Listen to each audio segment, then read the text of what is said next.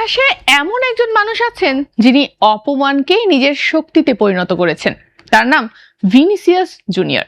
বারবার তিনি বর্ণবাদী আচরণের শিকার হয়েছেন। গ্যালারিতে হাজারো মানুষ তাকে অপমান করেছে। অনেকে বলেছে তিনি নাকি শুধু দৌড়াতেই পারেন, গোল করতে পারেন না। প্রতি সপ্তাহে সর্বোচ্চবার বিকাশ পেমেন্টে 50 জন হবেন পেমেন্ট চ্যাম্পিয়ন। জিতে নিন টিভি সহ আকর্ষণীয় সব প্রাইজ। অথচ তিনি থেমে যাননি, চুপ করে নিজের খেলাটা আরো ভালো করে খেলেছেন। শেষ পর্যন্ত 2026-এর ফিফা বিশ্বকাপে শুধু রিয়াল মাদ্রিদেই নয়, পুরো ব্রাজিল সমর্থকদের কাছে অন্যতম গুরুত্বপূর্ণ খেলোয়াড়দের একজন হয়ে উঠেছেন তিনি। জিতেছেন চ্যাম্পিয়ন্স লিগ, গোল করেছেন সবচেয়ে বড় মঞ্চে।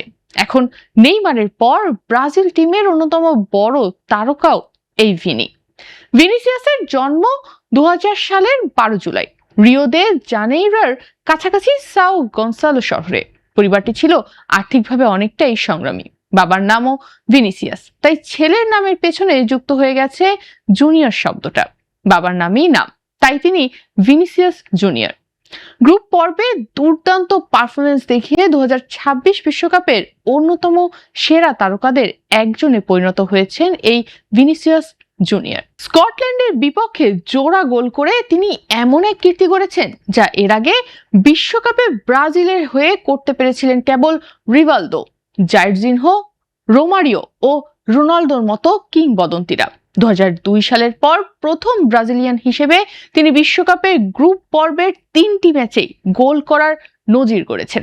মরক্কোর বিপক্ষে গুরুত্বপূর্ণ সমতাসূচক গোল, হাইতির বিপক্ষে গোল ও অ্যাসিস্ট, আর স্কটল্যান্ডের বিপক্ষে জোড়া গোল। এই ধারাবাহিক পারফরমেন্স ভিনিসিয়াসকে শুধু ব্রাজিলেরই নয়, বর্তমান অবস্থায় পুরো টুর্নামেন্টের অন্যতম সেরা খেলোয়াড়ে পরিণত করেছে। 3 ম্যাচে 4 গোল নিয়ে তিনি এখন গোল্ডেন বুটের লড়াইয়েও শক্ত অবস্থানে রয়েছেন। 4 গোল নিয়ে তিনি বর্তমানে কিলিয়ান এমবাপ্পে ও আর্লিং হ্যালান্ডের সমান অবস্থানে আছেন, আর 5 গোল নিয়ে এগিয়ে আছেন কেবল লিওনেল মেসি। বিশ্বকাপের নকআউট পর্বে ব্রাজিলের সামনে অন্তত 4টি ম্যাচ খেলার সুযোগ রয়েছে যদি দলটি ফাইনাল পর্যন্ত যেতে পারে। বর্তমান ফর্ম বিবেচনায় ভিনিসিয়াসকে থামানো কঠিন হবে, বিশেষ করে গ্রুপ পর্বে টানা 3 ম্যাচে গোল করার পর তার আত্মবিশ্বাস এখন আরো তুঙ্গে। আরো বড় সুখবর হলো দীর্ঘ ইনজুরি কাটিয়ে নেইমারও দলে ফিরেছেন। স্কটল্যান্ড ম্যাচে বদলি হিসেবে মাঠে নেমে তিনি সমর্থকদের উচ্ছ্বাসের কেন্দ্রবিন্দুতে ছিলেন। নেইমারের উপস্থিতি ব্রাজিলের আক্রমণে নতুন মাত্রাও যোগ করতে পারে। এতে প্রতিপক্ষের রক্ষণ ভাগের মনোযোগ ভাগ হয়ে যাবে, যা ভিনিসিয়াসের জন্য আরো বেশি জায়গা ও সুযোগ তৈরি করতে পারে। আন্তর্জাতিক প্ল্যাটফর্মের বিশ্লেষকদের মতে পরবর্তী নকআউট ম্যাচে ভিনিসিয়াসের অন্তত 1টি গোল করার সম্ভাবনা সবচেয়ে বেশি। ব্রাজিলের আক্রমণের মূল ভরসা এখন তিনি।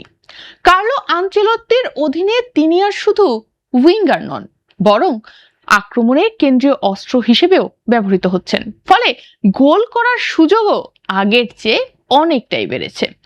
বর্তমান পারফরমেন্সের ধারাবাহিকতা যদি বজায় থাকে তাহলে পরবর্তী ম্যাচে ভিনিসিয়াস 1 থেকে 2টি গোল করতে পারেন বলে মনে করছেন অনেক বিশ্লেষকরা। আর পুরো বিশ্বকাপ শেষে তার গোল সংখ্যা 6 থেকে 8-এর মধ্যে পৌঁছাতে পারে বলেও ধারণা করছে আন্তর্জাতিক মহলের বিভিন্ন বিশ্লেষকরা। যদি ব্রাজিল সেমিফাইনাল বা ফাইনালে জায়গা করে নেয় তাহলে 8 গোলের মাইল ফলকও তার নাগালের বাইরে নয়। মজার বিষয় হলো টুর্নামেন্ট শুরুর আগে বিভিন্ন বিশ্লেষক ও প্রেডিকশন মডেল ভিনিসিয়াসের জন্য পুরো বিশ্বকাপে মাত্র 2 থেকে 3টি গোলের পূর্বাভাস দিয়েছিলেন, কিন্তু গ্রুপ পর্ব শেষেই তিনি সেই পূর্বাভাস ছাড়িয়ে গেছেন। অর্থাৎ তিনি ইতিমধ্যেই নিজের সম্ভাবনা নিয়ে করা অনেক হিসাব নিকাশই ভুল প্রমাণ করেছেন। 4 গোল নিয়ে ইতিমধ্যে গোল্ডেন বুটের দৌড়ে থাকা ভিনিসিয়াস জুনিয়র এখন শুধু ব্রাজিলের শিরোপা স্বপ্নই নয়, ব্যক্তিগত অর্জনের দিক থেকেও বিশ্বকাপের অন্যতম বড় আলোচনার কেন্দ্রবিন্দুতেই পরিণত হয়েছেন। একসময় যাকে বলা হতো জাতীয় দলের জার্সিতে তিনি ক্লাবের মতো পারফর্ম করতে পারেন না, সেই ভিনিসিয়াসই এখন ব্রাজিলের সবচেয়ে বড় ভরসা। আর যদি এই ফর্ম ধরে রাখতে পারেন তাহলে 2026 বিশ্বকাপটি শুধু ব্রাজিলের জন্যই নয়, ভিনিসিয়াস জুনিয়রের ব্যক্তিগত মহাকাব্য হিসেবেও স্মরণীয় হয়ে থাকতে পারে।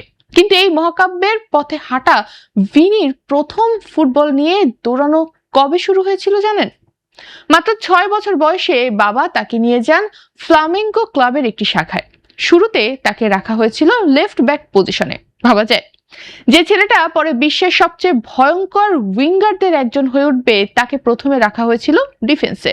এই সময় তিনি ফুটসালও খেলতেন, যেখানে থেকে তার দ্রুত পা চালানো আর বল কন্ট্রোলের ভিত্তিটা তৈরি হয়। প্র্যাকটিসে যাওয়ার জন্য রোজ দীর্ঘ পথ পেরোতে হতো তাকে। এক পর্যায়ে ফ্লামেঙ্গোর ট্রেনিং সেন্টারের কাছাকাছি থাকতে তিনি চাচার বাড়িতে উঠে যান। পরিবার সবকিছু ত্যাগ করেছিল এই একটা স্বপ্নের জন্য।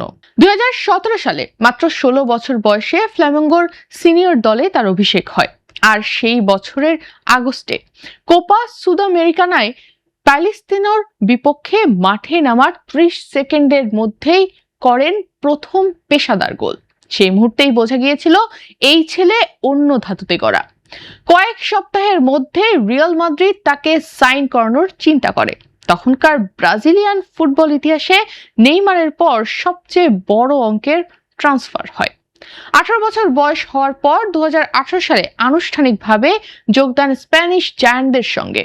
আর তার প্রথম বিশ্বকাপ আসে 2022 সালে কাতারে।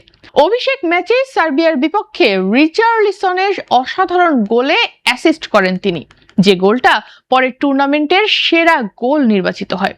তারপর আসে রাউন্ড অফ 16 এর ম্যাচ দক্ষিণ কোরিয়ার বিপক্ষে। সেখানে ভিনিসিয়াস করেন তার প্রথম বিশ্বকাপ গোল, সঙ্গে একটা অ্যাসিস্টও। ব্রাজিল তখন মনে হচ্ছিল সত্যিকারের শিরোপার দাবিদার, কিন্তু কোয়ার্টার ফাইনালে ক্রোয়েশিয়ার বিপক্ষে ট্রাই ব্রেকারে হেরে স্বপ্নভঙ্গ হয় তাদের। সেই বিশ্বকাপটা ছিল তার জন্য একটা ঝলক, প্রতিশ্রুতির আভাস। কিন্তু ক্রিটিকরা তখনও বলতেন ছেলেটা দৌড়াতে পারে, ড্রিবল করতে পারে, কিন্তু বড় মঞ্চে গোল করার মতো ধার তার নেই। অথচ রিয়াল মাদ্রিদের জার্সিতে ভিনিসিয়াস ঠিক তার বিপরীত প্রমাণ করে দিয়ে যাচ্ছিলেন। 2022 চ্যাম্পিয়ন্স লিগ ফাইনালে লিভারপুলের বিপক্ষে জয়সূচক গোল করেন তিনি। 2024 ফাইনালে বরুশিয়া ডর্টমুন্ডের বিপক্ষেও গোল করে আবারও চ্যাম্পিয়ন্স লিগ জেতান দলকে। সেই বছরই তিনি হয়ে যান কাকার পর প্রথম ব্রাজিলিয়ান যিনি ফিফা বেস্ট ম্যানস প্লেয়ার পুরস্কার জেতেন, আর ব্যালন ডিওরেও রানার আপ হন। ব্রাজিলে তাকে ডাকা হয় মালভাদেজা, মানে দুষ্টু, কারণ বল পায়ে ডিফেন্ডারদের সঙ্গে তিনি যা করেন তা প্রায় অন্যায়ের পর্যায়ে পড়ে। কিন্তু এই সাফল্যের পথে সবসময় সঙ্গী ছিল আরেকটা ছায়া, বর্ণবাদ। 2022 সালের ডিসেম্বরে ভায়াদোলিদে, 2023 সালের মে মাসে ভ্যালেন্সিয়ার মেস্তায়া স্টেডিয়ামে একের পর এক ঘটনা।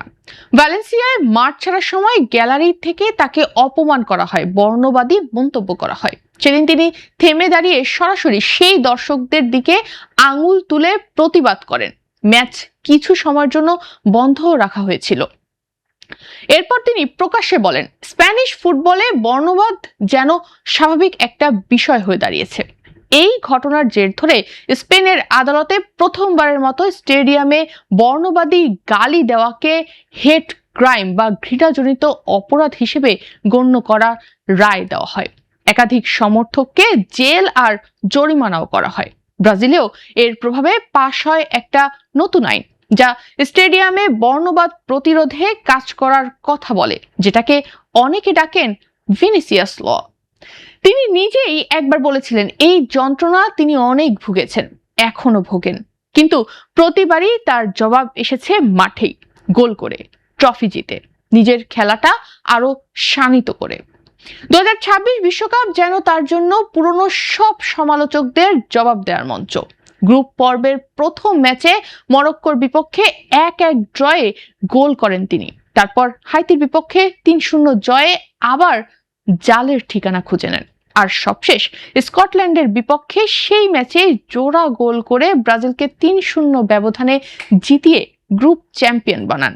তার মানে গ্রুপ পর্বের 3টি ম্যাচেই গোল। এই কীর্তি সবশেষ দেখা গিয়েছিল 2002 বিশ্বকাপে রোনালদো আর রিভালদোর হাতে। ভিনিসিয়াস এখন 4 গোল নিয়ে গোল্ডেন বুটের লড়াইয়ে আছেন হালান্ড আর এমবাপ্পের সঙ্গে সমান পয়েন্টে, মেসির থেকে 1 গোল পিছিয়ে। স্কটল্যান্ড ম্যাচ শেষে তিনি নিজেই বলেছেন, বিশ্বকাপ আসার আগে সবাই বলতো রিয়াল মাদ্রিদে যা পারো জাতীয় দলে তা পারো না। এবার তিনি দেখিয়ে দিচ্ছেন। এখন প্রশ্ন উঠছে, শেষ 16 কোয়ার্টার এমনকি ফাইনাল পর্যন্ত ভিনিসিয়াস কেমন করবেন? বিভিন্ন অ্যানালিস্ট আর প্রেডিকশন মডেল আগেই অনুমান করেছিল পুরো টুর্নামেন্টে তিনি নাকি আনুমানিক 2 থেকে 3টি গোল করতে পারবেন, কিন্তু গ্রুপ পর্ব শেষেই তিনি সেই সংখ্যা পার করে ফেলেছেন 4 গোল নিয়ে। যদি এই ফর্ম তিনি ধরে রাখতে পারেন, নকআউট পর্বে আরো 2 থেকে 3টি গোলের আশা করাই স্বাভাবিক। অর্থাৎ টুর্নামেন্ট শেষে 6-7 গোলের কাছাকাছি গিয়ে দাঁড়াতে পারেন তিনি, যা তাকে গোল্ডেন বুটের প্রবল দাবিদার করে তুলবে। আনচেলত্তির অধীনে ভিনিসিয়াস এখন আর শুধু বাঁ প্রান্তের উইঙ্গার নন, কখনো কখনো তাকে 2 স্ট্রাইকার ফরমেশনে আরো সামনে খেলানো হচ্ছে, যেটা তার গোলের সংখ্যাও বাড়িয়ে দিচ্ছে। ব্রাজিলের লাইন আপে তার নাম এখন কলমে লেখা, কোনো বড় ম্যাচে তাকে বসিয়ে রাখার প্রশ্নই ওঠে না। মাঠের বাইরে ভিনিসিয়াস তুলনামূলকভাবে অনেকটাই ব্যক্তিগত জীবন রাখতে পছন্দ করেন। তার পরিবার এখনো সাও গনসালোর শিকড়ের সঙ্গে গভীরভাবে যুক্ত। বাবা মায়ের ত্যাগের কথা তিনি বহুবার বলেছেন প্রকাশ্যে, কিভাবে দারিদ্র আর সীমিত সুযোগের মধ্যেও তারা তার স্বপ্নকে বড় করে দেখেছিলেন। ফিফা বেস্ট পুরস্কার নেওয়ার সময় মঞ্চে দাঁড়িয়ে তিনি বলেছিলেন, একসময় সাও গনসালোর রাস্তায় খালি পায়ে বল খেলা একটা ছেলের জন্য এই জায়গায় আসাটা ছিল কল্পনাতীত। তিনি আর্থিক সচ্ছলতা পাওয়ার পর পরিবারকে ভালো রাখার চেষ্টা করেন বরাবরই। তার ভাই নেতিনিও পেশাদার ফুটবলার। বর্ণবাদ বিরোধী লড়াইয়ে তিনি এখন শুধু একজন ফুটবলার নন, হয়ে উঠেছেন একটা প্রতীক, যার ব্যক্তিগত যন্ত্রণা রূপান্তরিত হয়েছে সামাজিক আন্দোলনে। ভিনিসিয়াসের গল্পটা শুধু ফুটবলের গল্প না, এটা এমন একজন মানুষের গল্প যিনি মানুষকে জবাব দিয়েছেন কথা দিয়ে না, নিজের কাজ দিয়ে। গ্যালারি থেকে যত গালি এসেছে, মাঠে তিনি তার চেয়ে বেশি গোল দিয়ে জবাব দিয়েছেন, কারণ পৃথিবীর সবচেয়ে জোরালো উত্তরটা কথা দিয়ে না, নিজের কাজ দিয়েই দিতে হয়। আর এই বিশ্বকাপে ভিনিসিয়াস জুনিয়র যা দেখাচ্ছেন তা যেন সেই কথাটাই নতুন করে প্রমাণ করছে।